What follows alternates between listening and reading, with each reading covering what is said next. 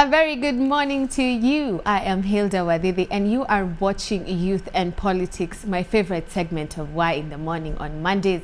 You can catch me here every Monday from this time until 8:30 for Youth and Politics. And with me in studio, I have one Muthiora Kariara. He was part of the independent candidates team. He was Japheth Kalu's running mate back in the 2017 elections.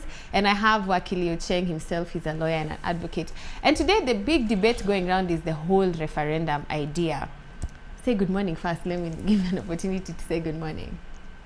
Good morning, Kenyans.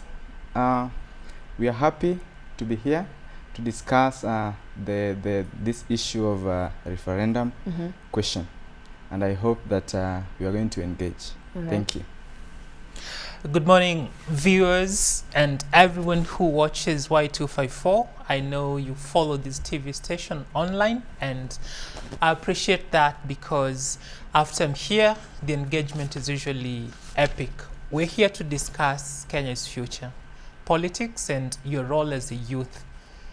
This is where you need to join us because Kenya ni yetu. Asanteni, karibuni. Yes. I would like us to address something very specific that Muthiora Kariara today here looks like he looks very sporty. And this is for a good cause.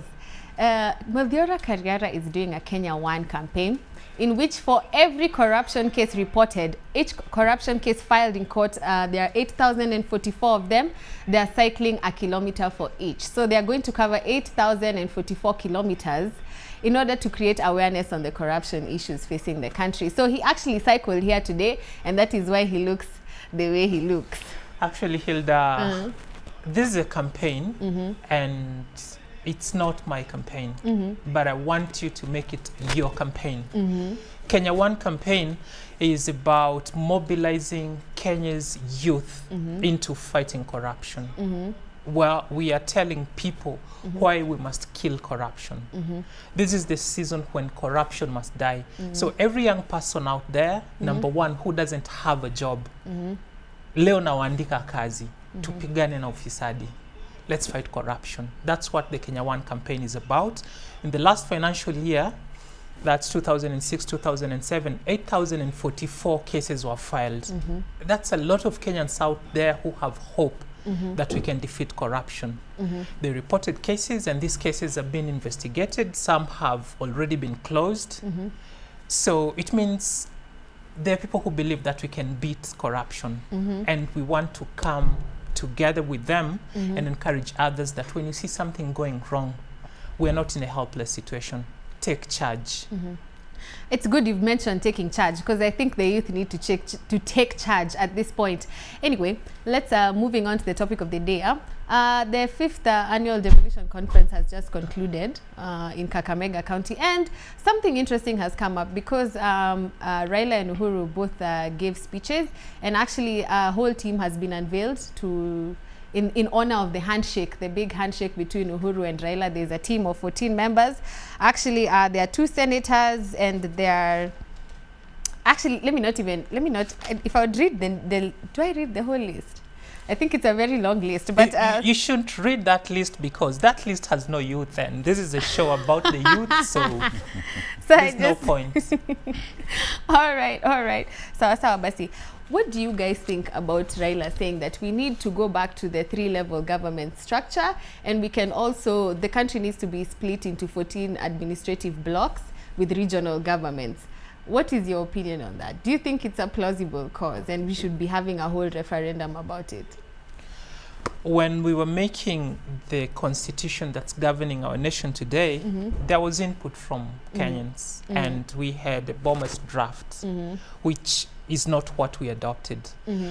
His recommendation is not the bomber's draft which he was fronting at that particular point. So my question is this: what changed that he right now does not believe in the system he believed in then, but wants this hybrid system that's going to cost the taxpayer more? I would say he's not fighting for Kenya. He's fighting for the governors who, after they've served their 2 terms, will not have any important role to play in society. So you agree with the deputy president? He says that it is all no, I don't. Political ploy to create more positions. I didn't say that. I'm not in agreement with him. This is just my analysis. Yeah. There's no value for money in this process. Yes.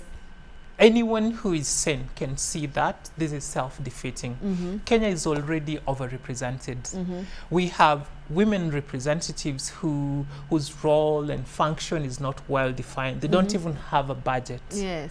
That's something we need to fix before we add another tier of government. My suggestion is we actually should say, since we are struggling with affirmative action, that for every elective position that has a running mate, let us have both genders. If the governor is a male, let the deputy be a female, and vice versa. So you're more on the third way side. And scrap the women representative position. That kind of a thing would help Kenya rather than what we want to have right now. It's a good thing we're seeing the governors come together and form economic blocks. That's the way to go. Let us look to produce. Let us look to empower the people, but not create positions that will only serve the elite. All right, Wakili Ochieng, what do you think? Well, now, just a little hint on what he said about the fight against corruption. Yes. I think, as a country, for us to fight corruption, because we know that we have fought corruption year in, year out. Yes. We have seen leaders calling out against corrupt people in public institutions. But we must have ethics and anti-corruption commission that is working. Yes. If we are going to continue having toothless dogs, sleeping dogs in the Kenya Anti-Corruption Commission, then we are not going to have any effort in fighting corruption. So first, when they are running, when they are cycling to fight corruption, they must have it at the back on the encephalon that we must have people who are working at the Ethics and Anti-Corruption Commission. Two, on the referendum question. Okay, just before you get to that, since that's a very important point he raised, just allow me to chip in. I think turn-taking is important. Let me just continue. I get it. This is important because for Kenya to move forward, we know we must defeat corruption. And where we get it wrong is when we point fingers. Like he just said, that the problem is with the commission. No, the problem is with us, the wananchi. For there to be a bribe, it takes two people. There's the giver and there's the receiver. We take initiative as citizens. Then the people at the top will also be called to action. So it starts with you, not up there. Take responsibility. Let me tell my friend Muthiora that we have seen circumstances where national leaders and public servants, public officers disobeying court orders. We have seen people calling these leaders to obey these court orders. People have called these leaders against corruption, and we have seen people like Anne Waiguru going scot-free when they had squandered a lot of money. But nobody has been brought to book. Nobody has been questioned. Nobody has been taken to court because we have people who are not responsible at the Ethics and Anti-Corruption Commission. That is all. On the issue of referendum, we have had a lot of talks, a lot of claptrap engaged in referendum. We have had the TRT Member of Parliament, Kasait Kamket, talking about a referendum. We have had I've had Deputy President William Ruto and his political Hallelujah boys talking about referendum. We have had this talk. No, but actually, the Deputy President is actually against the whole idea of the referendum. But we have to ask the question, who is pushing for a referendum and for what purpose? The referendum talk about that is spearheaded by Kamket is to have a Kenyan governance that is having a parliamentary system, which we don't have today. Today we are having a presidential system. The referendum talk that has been called by some opposition leaders and opposition parties, inter alia the ODM party, is to have a three-tier devolved unit system, where we are going to have regions, 14 regions, where we're going to have the counties and then the national government. We are calling for a 14 regional space in governance in devolved units, so that we can have a situation where the national cake is shared evenly.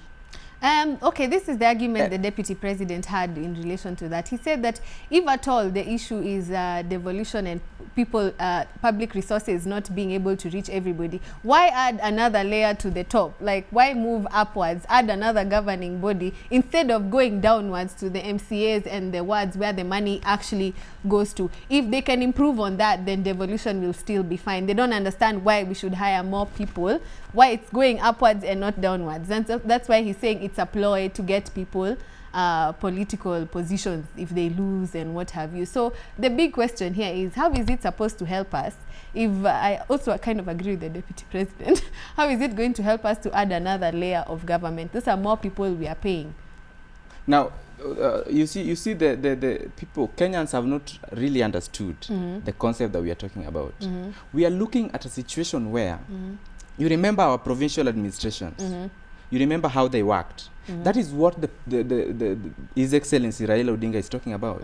Let's have 14 regional devolved units, where we have money coming from the national government into these 14 people that are easily accountable. The 14 people can easily be questioned, can easily be brought to book. Then we retain our counties. So we have money getting into these regional devolved units, then money trickling down to the governors, and then to the members of the county assembly, then to the mwananchi. That is what we are talking about. We are talking about a situation where we are having people easily questionable, easily accountable. Because you see, we are having a situation where the money is coming from the national government to these counties. The counties are not getting the money equally. Why? Because we are seeing some counties are richer than other counties. But we are saying that let this money coming from the national government be divided evenly, and that is why we are having 14 regions. Then this money, after they get to the 14 regional devolved units, then we get to the counties. That is what His Excellency Raila is fighting for. On the talk on 2022 politics and the referendum, you see, you and me know how the Deputy President can play around politics. You remember when we were fighting for Mau, for eviction of Mau, what did he say? He said, rain is not coming from the forest, it's coming from heaven. Today, Mau has issues. You remember when we asked for a local tribunal to solve our issues after the 2007-2008 post-election violence? What did he say? He said, let's not be vague, let's go to Hague. Today, we are saying, let's have a splendid discussion on how we can have ethnic cohesion, how we can have national unity. And we can only do this if we have a situation where we don't have violence after every electioneering period. How do we get to achieve this? Let's have a situation where everybody is involved in governance of this country. And that the only Catholic onto that is a parliamentary system, where we have a prime minister in the house, can be questioned. He is going to be the leader of government business. We have the ceremonial president, though. Okay, so so who is our ceremonial president? What power does a ceremonial president have? Why would I, as a youth, wake up to go and vote for a ceremonial president? Can they at least let us know who is who? Because if there's another president that the parliament is voting for, and then there's another president we are voting for, doesn't that take away our voice? Now, let me take you to an example, just aside. We have a parliamentary system in Israel. You see how it works. We have a parliamentary system in Russia. So this is what happens. A ceremonial president is the head of state. The prime minister is the head of government. The head of government ensures that the executive is performing its functions. The head of state is ceremonial to the extent that he is representing the state anywhere, abroad and within the country. But ODM is pushing for not a fully ceremonial president. we are pushing for a situation where we are having the Prime Minister and the President sharing executive powers. Why do we want to share executive powers? So that we are not having a country that we, after every election, it's a winner take all. That is what is bringing us violence. Yes, Junet had actually, the minority whip had talked about that. He said that, where is it? He talked about how, where is he? Somewhere here in my notes. It's something to do with political inclusivity. Exactly. That's what it's about. It's not really about people creating their own positions. Exactly, and that is the exact antidote. That is the only way we are going to end electoral violence. All right, Muthiora, can I hear your opinion? That's not the only way. The only way to move Kenya forward is for everyone who lives here to adhere to the rule of law, because we have that in Kenya, and it's guaranteed by our constitution. This whole talk about another level of government is hogwash. It's not going to do Kenya any good. And why I'm not necessarily in support of the Deputy President's push for people to stop debating about the referendum is he's one person who actually opposed the constitution we have today. He saw that this is not the right constitution for Kenya to have. So when he comes to defend it again, when people want to amend it, I say, are we being sincere? He's doing it for expediency purposes and politics. You get my point? Yes. Now, at the same time, we talk about allocation of revenue. There is a structure to it that is fair. That's why in the past couple of years, some counties such as Turkana were getting the same allocation as Nairobi. So it's not true that there are some counties that are discriminated against when it comes to revenue allocation. There's a formula. There's a commission that has put in place mechanisms to share this revenue. The only problem is the current constitution says that at least 15% of the national revenue should go to the counties. That's what needs to be amended so that it's a bit higher, maybe a threshold above 25% going towards 35%. And we know that the current government has done very well because it has not stuck to the bare minimum. They've given the counties more than what's required by the constitution. So we cannot fault them for that. Now, okay, let me ask, seeing the issue, seeing what Raila is trying to solve through the referendum is holding people accountable and also making devolution work better. But the big question here is the constitution is only 8 years old. Devolution is new. We haven't even given it an opportunity to see if it's going to work. Many leaders are saying that we need to give it time for implementation to work first to see if it actually works. And I'd just like to hear your opinion on that. What do you think? No, but devolution has worked, and we are celebrating the fruits of devolution. The only thing we can do better to devolution is to make it better, and that is what Raila wants. So we have seen the successes of devolution in some counties. In Turkana, they first saw a tarmac road. They first saw a tarmac road in 2014. That is the fruits of devolution. In some counties, they first saw level 5 hospitals in 2015. So that is an indication that we are having successes of devolution. And if we can do it better, then you can imagine where Kenya can be. That is what that is the spirit and word of Raila Odinga. That is what he shares in. Now, there is something that was mentioned here about why we must amend the structure of government to make it all-inclusive. Currently, the constitution we have says that the majority will have their way, while the minority have their say. What people in ODM have been pushing for is to have their way when they're in the minority, which is not what is enshrined in our constitution. We went through an election. Jubilee won that election. NASA contested it. They went to court. They got their way then. They were told to go back to the ballot. they stayed away from the poll. So Jubilee won again and formed a legitimate government. Now, when we say that we will be inclusive when those people who lost an election are part of the government, we're missing the point. We're a democracy. People who have the majority run the day.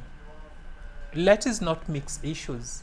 When you're losing an election, be comfortable in the opposition. Perform your oversight role out there. Let those who were elected by the majority run government. Do not cause trouble for them. Do not try to get into government through the back door. Let us all have a habit of adhering to the rule of law. There's also this idea of how a referendum is, you can't have a referendum without politics being involved, without campaigns. And we are just from an electioneering period. Economically, we have taken a few blows. And if we were to do a referendum right now, politicians would have to start campaigning. So that's why this whole talk of 22 politics has already started. It has started with a lot of momentum. However, what the DP is trying to say, according to his statements, is we will have politics from beginning to the end. Like, we will have little for development. We'll have little time and conversation for development. We would like to ask, the cost of having a referendum is how much? About 10 billion to 20 billion, which that is more. We're already in debt, so you can imagine that's an extra financial cost. But however, the ODM MPs are also saying we cannot wait until 2021 for us to start saying how we are going to review the constitution. If it needs to be reviewed, we do it now. What's your opinion on that? Now, Wakili first, Ochieng. I think we need to be clear. The incipient intention of the handshake was for national cohesion, was for ethnic cohesion and national unity. Yes. This other untrammeled hubristic talk and constant lampooning that is being championed by the deputy president is to have our eyes actually off the ball. We are having, the ball is that we must have ethnic cohesion and we must have national unity. That is what the president and that is what the two presidents are fighting for. And that if we are to have a referendum, we must solve our issues before the 2022 election, because nobody will go into that election comfortable and well assured that that election is going to give us the leaders that we want. Then we'll have another political crisis. And then we will have a political crisis that is going to be worse than if we have a referendum. So generally, from all these talks, you can see the enemy of the country walking around, traversing the country. That is the enemy of the country. The people that are against the referendum, the people that want us to have ethnic clashes because they are beneficiaries of ethnic clashes. You see, these politicians that do not want us to have ethnic cohesion and national unity are politicians that cannot win in the ballot if people are united, because the only way they can win is their community against others. That is when people can vote for them. So these are ethnic leaders that are not ready to have our country united. They are our enemies, and we must really look into ways of expunging them from our national cake. Okay, well, I'm here to represent the youth, and since this referendum is based on popular vote, that means the youth will have to be involved in the process. Currently, 9 out of every 10 of people between the age of 20 to 35 are unemployed. Shouldn't we be talking about how we can use that money to create employment than think about politicians and politics? Muthiora, what do you think? That's what we need to do. Yeah. And I would want every youth out there watching us this morning to ask themselves, what do they get from this whole process? Yes. What ways our... We went to the polls. We are the people who filled up those rallies. Yes. We are the people who carried these politicians. But once they got into office, have we felt any tangible change in the way that we receive services? And the answer is no. Right now, we have almost the entire nation in floods. We have people suffering. We came out from a drought. We had no food then. The rains came, it has swept whatever crop that had been planted. So we are looking into a future where famine might strike again. We have leaders who are not selfless, leaders who are not visionaries, leaders who are there for self-aggrandizement. Actually, the big debate going around is between our president and the deputy president is legacy versus ambition. Because Uhuru's statement, he mentioned during Matiba's funeral, he talked about how he wishes to correct what has not been corrected, and he will join Raila in making sure that things change. So does that mean that he's supporting, are we having a divided house? He's supporting the idea of a referendum, and also the other one is not supporting. So what's going to happen? No, we have two factions. One that is supporting national unity and one that is against it. The one that is against it is trying to tell people, is trying to make the youth believe that, you see, I am a proletariat, they are the bourgeoisie. I am poor, they are the rich. We are poor together. Yet, this same Deputy President William Ruto has supported these bourgeoisies since he went into politics. Wait. No, wait. You see, because that is the talk. Let's have it. Let's talk about it. He supported Moi in 1992. He supported Raila in 2007. He supported Uhuru in 2013. All these people are dynasties that he is now saying he is against. But we must also focus as a youth that we are being told that we are the poor and that we must stand with our hustler. But we must remember that this hustler has joined the bourgeoisies. He is no longer a proletariat. This hustler has bought mansions everywhere. He has bought hotels everywhere. So he is no longer with us. Wakili, so you are a young lawyer. You need to speak on behalf of the youth. Leave the deputy now president. On the youth. Now on the youth. We are having. You are saying that we should use the 10 billion that is meant for referendum to create employment. Not we should use it, but there are more pending, pressing issues. My friend, that is a stopgap measure. We want to have a solution that is going to be long term.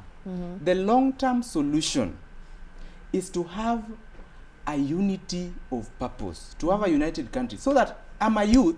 When I go to an office, when I say my name is Ochieng, that is an issue. I'm not given a job. When I say I'm karaoke, I'm given a job. I go to an office when I say I'm Ekusi, I'm not given a job. When I say I'm Mutua, I'm given a job. That is what we want. So let's first solve the tribal issue, the ethnic issue that we have first, so that we can have a long-term solution, not stopgap measures. All right, so the youth should actually be involved in this. The youth must. In the long term, it's going to affect us. Because they are going to be the greatest beneficiaries. Because the president and the two presidents are talking about the future generation. Let's make a country that is going to be beneficial for the future generation. The future generation is the youth, and they must be very active in this process. All right, Muthiora, parting shots has been. The youth have been involved in political processes before, but they've not had their rightful place at the table where decisions are made. We elect leaders, and then these leaders, instead of engaging us, instead of talking to us about us, they get themselves around the table and talk about us in our absence. A time has come when we need to take charge. We must say no to this kind of representation that does not prioritize what we need. There is talk about legacy. I would like for our leaders to focus more on the need. That's what's important to Kenya right now. If a leader is not creating employment, that's not the right kind of leader that we should be listening to. We should shun their political rallies. And I would like to laud some of the governors who are making a lot of effort to uplift the youth. You've seen the work that's happening in Makueni. They are creating employment. Those are the kind of leaders we want. He's very exceptional. I have seen a bit of work that's already happening in Kisumu. People are not talking about this. But then the youth have been engaged. In Kakamega, you saw we had a tournament. Okay, yeah. Now, I'll just want for our young people to not follow blindly. Let us not attend these political rallies because they asked us to come, but because there is something they are offering us, which is not a handout, but a shot at a brighter future. So all hope is not lost, and I think more youth should get involved. They should find out what's happening. They should know how much it costs. They should know the consequences for now and the future, so that, like you said, we don't do things blindly. But thank you so much for coming. Youth and Politics. It's about time we wind up this segment. Thank you so much for joining us. Every Monday morning we do this, Asubuhi, with myself, Hilda Wathithionly, on Youth and Politics. Do not touch that dial, Man Crush Monday. Why in the Morning continues shortly.